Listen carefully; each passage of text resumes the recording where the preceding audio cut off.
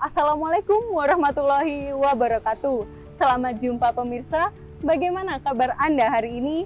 Saya doakan semoga kita semua sehat selalu dan berbahagia.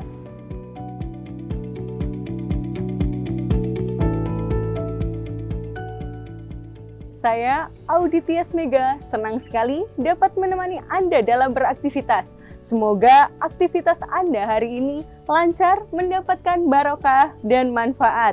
Amin.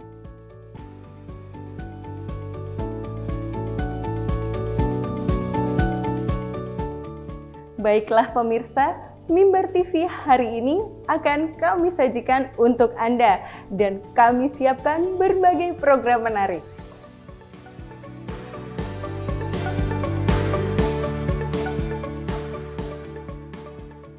Dan tentunya Mimbar TV selalu mempersembahkan program-program yang menarik, berkualitas, membuka wawasan, dan menjadi informasi positif, inspiratif yang spesial untuk Anda hari ini. Semoga para pemirsa semuanya mendapatkan manfaat dari berbagai program yang telah kami sajikan. Pemirsa, dengan bangga kami persembahkan Mimbar TV hari ini. Dan selamat menyaksikan. Mimbar TV menjalin informasi selaras di hati. Wassalamualaikum warahmatullahi wabarakatuh.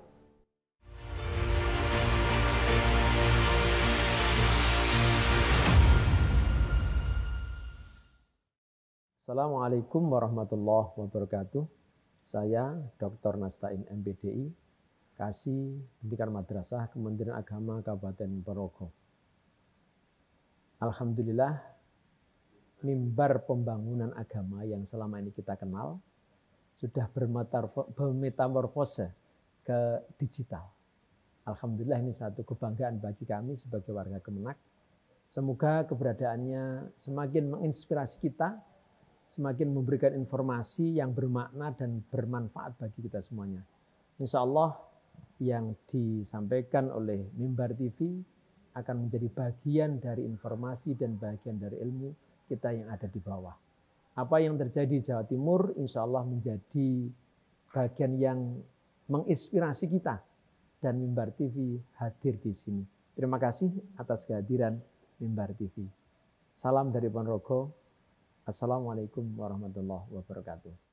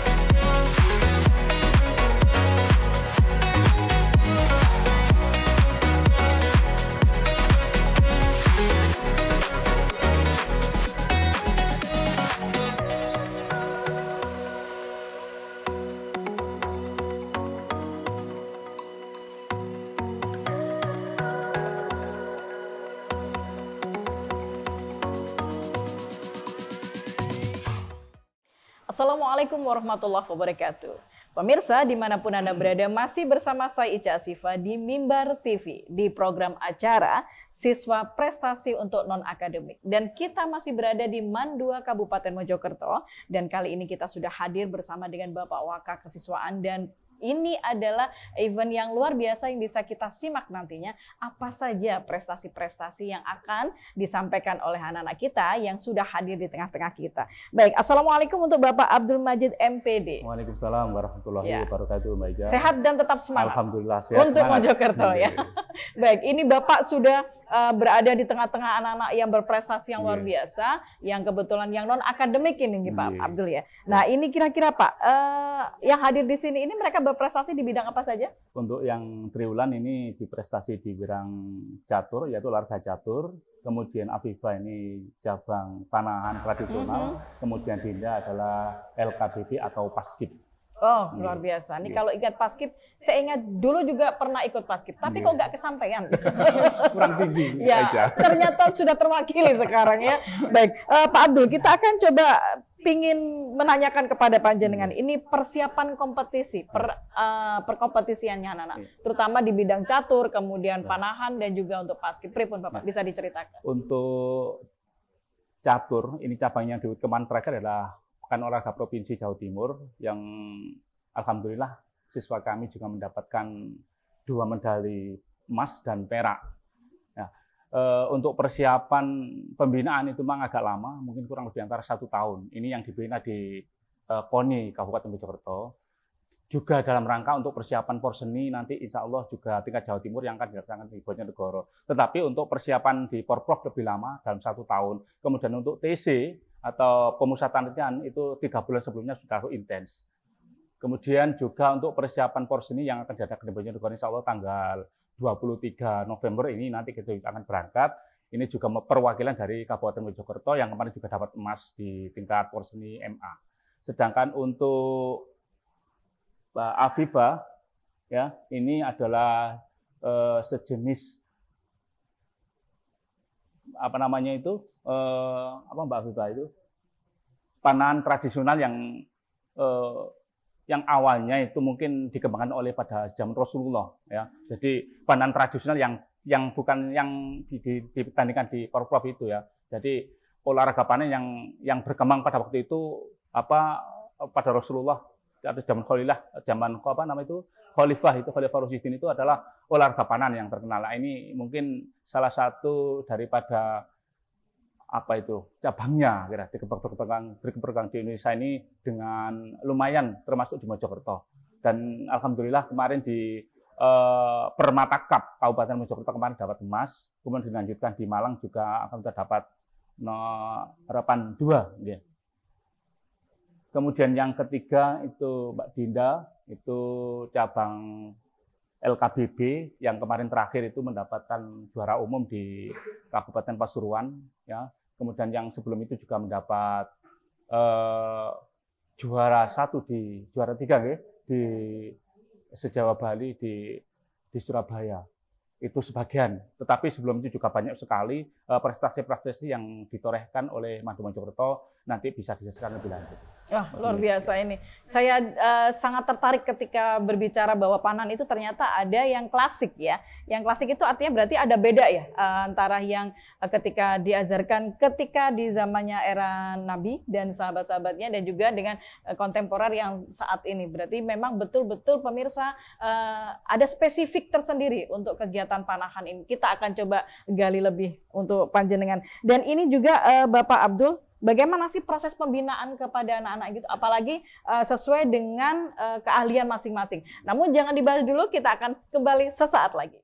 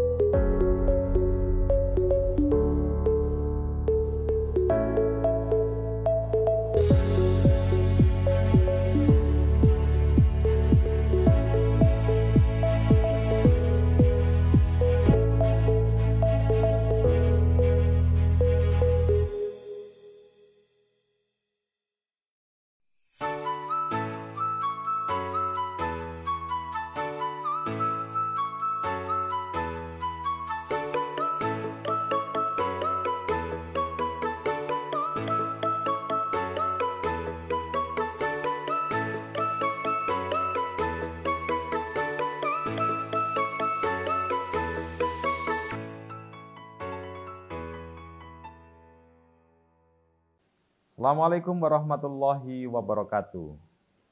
Saya Mahmud SAG MPDI, Kepala MTS Negeri 2 Ponorogo, menyampaikan apresiasi dan luar biasa pada Mimbar TV yang mana hadir di setiap madrasah dan kali ini berada di kota Riok Ponorogo. Tentunya ini energi baru bagi kami untuk bagaimana mengembangkan dan memberikan sesuatu yang terbaik untuk madrasah, dan ini sangat positif tentunya hadirnya mimbar ini di madrasah, sehingga bagaimana kita bisa dikenal, bagaimana kita bisa diterima di informasi apa yang ada di madrasah kita ini adalah salah satunya adalah dengan program mimbar ini. Lanjut dan terus berkembang, dan terima kasih untuk semuanya. Assalamualaikum warahmatullahi wabarakatuh. Baik pemirsa, channel Mimbar TV dimanapun berada, kita masih di bingkai acara siswa berprestasi non-akademik. Nah, kita akan beralih kepada teman-teman kita yang ada di samping, yang sudah siap. Wow, ini luar biasa. Ini ada Mbak Dinda. Wah, Mbak Dinda dengan potensi paskibnya. Ada ketertarikan di paskib itu sejak kapan? Sejak dari awal masuk SMA ya, soalnya saya waktu SMP itu kan di pondok, jadi tidak terlalu mengikuti paskib, jadi mengaji aja kan. Waktu SMA jadi mulai mencoba prestasi non akademik di paskib. Oh gitu. Suka sih kalau di paskib itu ya. Jadi suka. set das buat Jadi juga sama-sama teman-teman, banyak temannya gitu, satu tim. Jadi senang. Gerakannya patah-patah begitu ya. Wah, ini keren luar biasa ini. Kemudian ketika pertama kali masuk terjun di dunia paskib, itu ada semacam kekagetan tidak? Karena kan itu kan yang menjadi stresnya adalah fisik ya.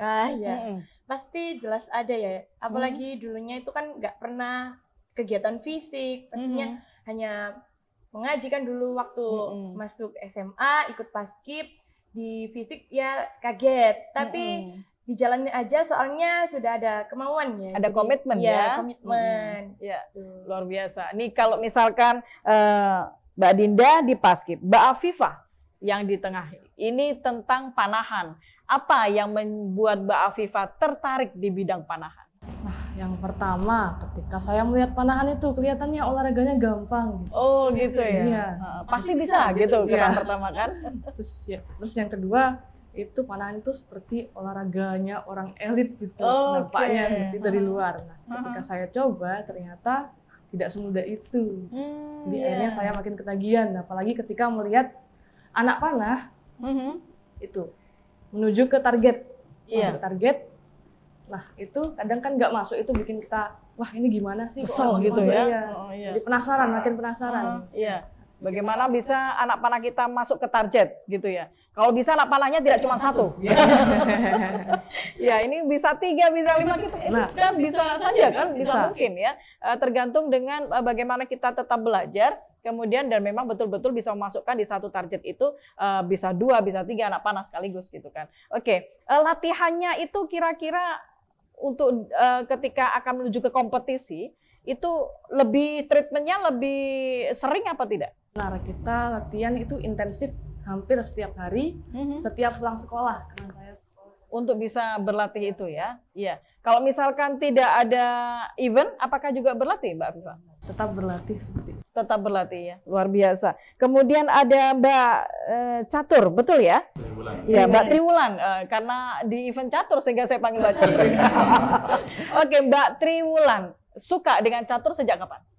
Suka dengan catur sejak kelas 2 SD. Wow, luar biasa. Apa yang membuat tertarik? Apakah karena memang pion-pionnya yang mungil-mungil begitu? Iya. Itu awalnya kan saya pikir olahraga catur itu kan termasuk olahraga yang santai gitu. Jadinya saya tertarik buat ikut latihannya. Ternyata emang benar-benar santai, tapi berpikir ya? Iya, tapi berpikir. Apalagi kalau ada pertandingan itu yang dimainkan bukan cuma otak saja, tapi secara fisik, secara mental juga dipertandingkan juga gitu. Oh begitu ya? Iya. Itu ada ketertarikan tersendiri ternyata buat Mbak Ulan ya? Ada. Itu Mbak Ulan pernah ada kesulitan nggak ketika menghadapi dengan lawan, kemudian wah ini saya harus bermain seperti ini. Ada trik-trik atau tips tersendiri nggak untuk menghadapi lawan seperti itu? Ada. Itu kan dari strategi, dari taktiknya juga sudah diajarkan sama pelatihnya gitu. Oh begitu. Iya. Ada semacam treatment tersendiri juga ketika menghadapi lawan. Oh ini saya harus geser ke sini, saya harus segera ke sana begitu ya. Ada. Di rumah apakah disupport keluarga untuk kegiatan caturnya? Alhamdulillah disupport. Begitu. Bapak, Ibu ahli juga di bidang catur? Enggak. Enggak juga. Iya berarti Mbak Ulan ini the best yang pertama begitu ya di keluarga. Baik, jangan kemana-mana pemirsa, tetaplah bersama kami karena kita akan kembali dengan banyak sekali keahlian yang akan coba kita gali di antara peserta kita untuk kesempatan edisi kali ini.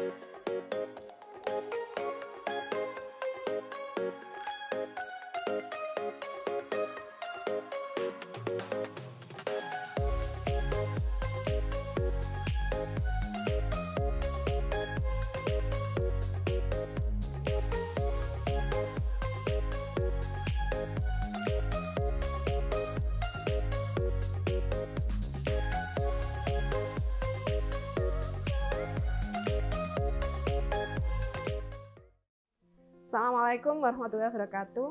Kepada pemirsa Mimbar TV yang berbahagia, perkenalkan kami atau saya adalah Fikratul Azizah, Magister Agama, Kepala MTS 5 Kediri.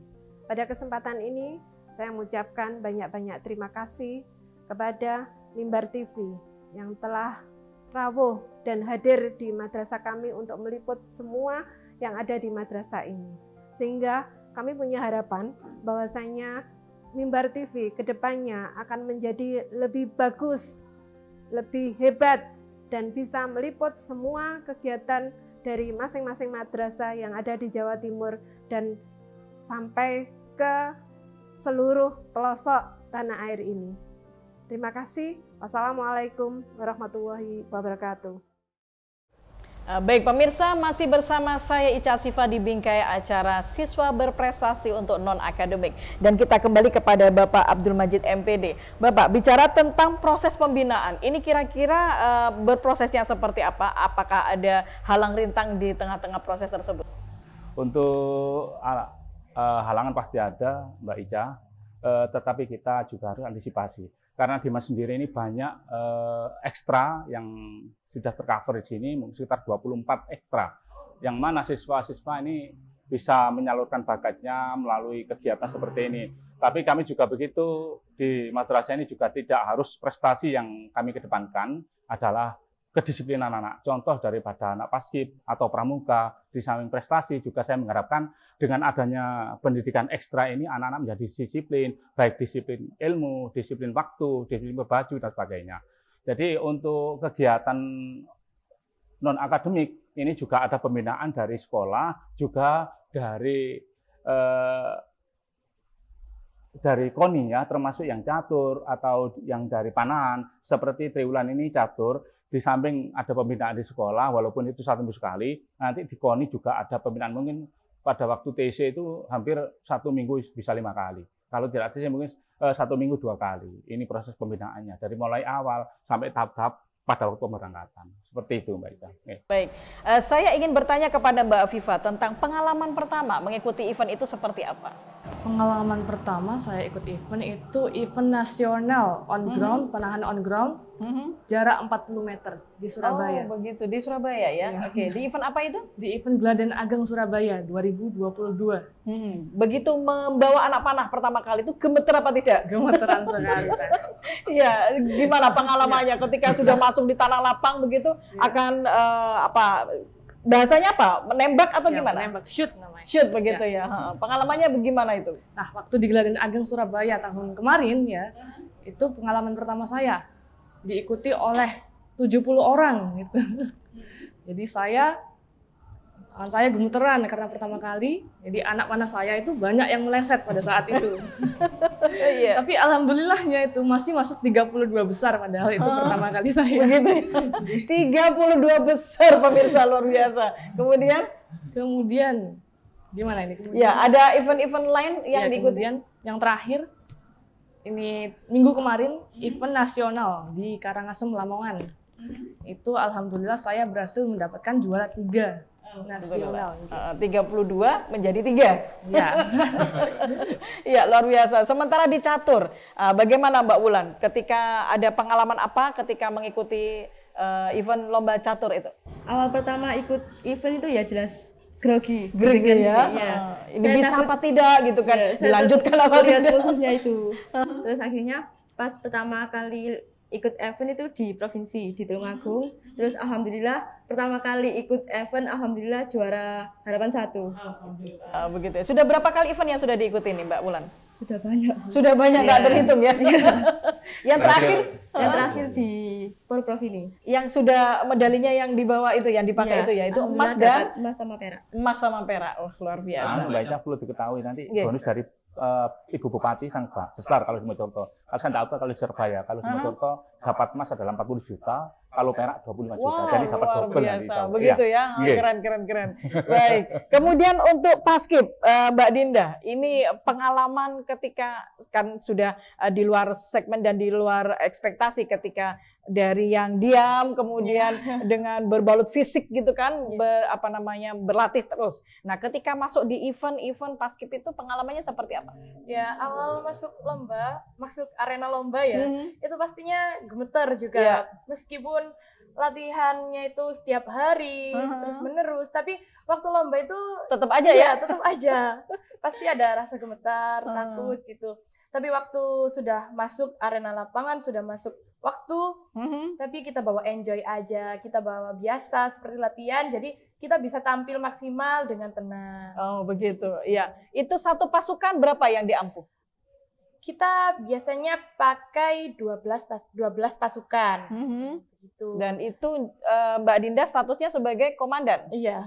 Wah, itu bahasanya kalau di paskib apa? Danton? Iya, komandan peleton ya? Betul, komandan peleton. Kalau ini saya lihat prestasinya kan ada di paskib semacam apa ya?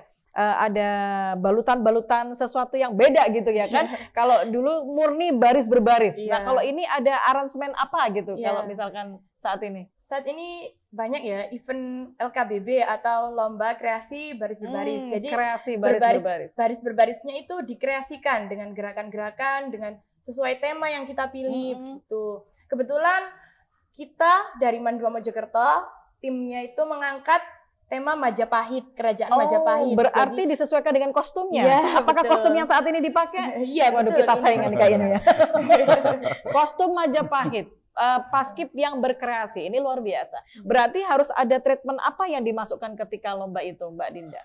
Ini juga ada cerita-cerita dari kerajaan Majapahit, perjuangan, kepemimpinannya, seperti itu juga. Kita ceritakan bagaimana keadaan waktu perang itu satrianya bagaimana. Ada presentasi nggak tidak ketika lomba itu? Sempat presentasi juga? Ya, itu namanya deklamasi ya. Waktu deklamasi. Ya, waktu variasi, teman-teman variasi, formasi, itu saya menceritakan. Oke. Ini sepertinya saya penasaran nih, ada bocorannya nih, katanya bisa nembang juga. Mantap. Apakah itu juga dimasukkan ketika lomba itu? Betul. Sehingga menjadi pemenang gitu ya? Bisa dipraktekkan sedikit nggak sih Mbak Dinda? Nembangnya seperti apa? Ya. Ini tembangnya namanya Wahyuning Langit. Jadi boleh? Boleh dong, ya boleh. Boleh berdiri? Boleh, disilakan. Sewu warsa wus kapingit jroning garpa tinampa wahyuning langit sak titah wantah dumadi kinulang mring urip kang sejati. Begitu. Selanjutnya ketika menghalau pasukan, sebelum masuk kepada nembang itu kan menghalau pasukan dulu. Aba-abanya seperti apa? Itu saya waktu nembang itu aba-abanya sebelum tutup formasi. Jadi waktu saya bilang tutup formasi, jalan, baru teman-teman bergerak tutup formasi, lalu saya menembang. Wah, keren, luar biasa. Nah, bisa belajar nih pemirsa yang ada di ya betul ya Pak Majid ya. Jadi betul, sehingga kalau misalkan ternyata Paskibraka itu tidak seperti event-event kita yang dulu kan. Kalau misalkan di era kita ada perkembangan, ada treatmentnya, ada kreasinya, dan ternyata di situ manuvernya adalah bagaimana Paskib itu untuk bisa jalan bisa bagus. Kemudian ada implementasinya juga dan ada cerita-ceritanya ternyata begitu. Baik, Pak Majid, ini untuk statement kita yang terakhir. Ini adakah motivasi yang disampaikan Pak Majid untuk sekolah kita? Pada dasarnya harapan kami semuanya adalah siswa-siswa bisa menyalurkan bakatnya melalui ekstra. Dan dengan ekstra itu kita akan meraih prestasi yang bagus. Terima kasih. Oke, Mbak Mulan ada yang butuh disampaikan? Boleh. Motivasi apa untuk teman-teman kita yang ada di Indonesia dan terutama untuk yang di Mojokerto? Ya, jika memang punya prestasi lebih baik dikejar terus gitu, dilatih terus-menerus sekalipun banyak capeknya, tapi kan nanti kalau sudah mendapatkan enaknya bahagia juga. Wah, bahagia dan bangga ya. Iya. Mbak Afifah, adakah motivasinya buat teman-teman sayang? Ini ada peribahasa berakit. Berakit-rakit. Iya, berakit-rakit hulu. Berakit-rakit ke hulu. Iya, tenang-tenang ke tepian. Ya. Jadi kalau mau mendapatkan prestasi kita harus berjuang dulu di awal, kemudian kita baru dapatkan hasil di akhir. Begitu ya, harus siap berjuang begitu ya. Berjuang begitu. Baik, Mbak Dinda yang terakhir, apa kira-kira motivasinya buat teman-teman Paskib di Indonesia? Jadi jangan jadikan kekurangan yang kalian miliki itu sebagai alasan untuk tidak berkembang. Jadi kekurangan kalian itu bisa diatasi, jelas bisa diatasi dan bisa dijadikan potensi untuk menjadi prestasi. Luar biasa. Terima kasih Pak Majid dan juga teman-teman yang sudah berkenan hadir, dan ini menjadi sesuatu yang luar biasa yang bisa mensupport kita untuk bisa maju selangkah meraih masa depan. Dan ingat, prestasi bisa diraih kapanpun dan dimanapun. Sebangsa kita mau dan sepanjang kita bisa belajar, tidak ada sesuatu yang tidak bisa. Semuanya pasti akan bisa terlaksana. Saya Ica Sifa, sampai jumpa di bingkai acara selanjutnya. Assalamualaikum warahmatullahi wabarakatuh. Assalamualaikum warahmatullahi wabarakatuh.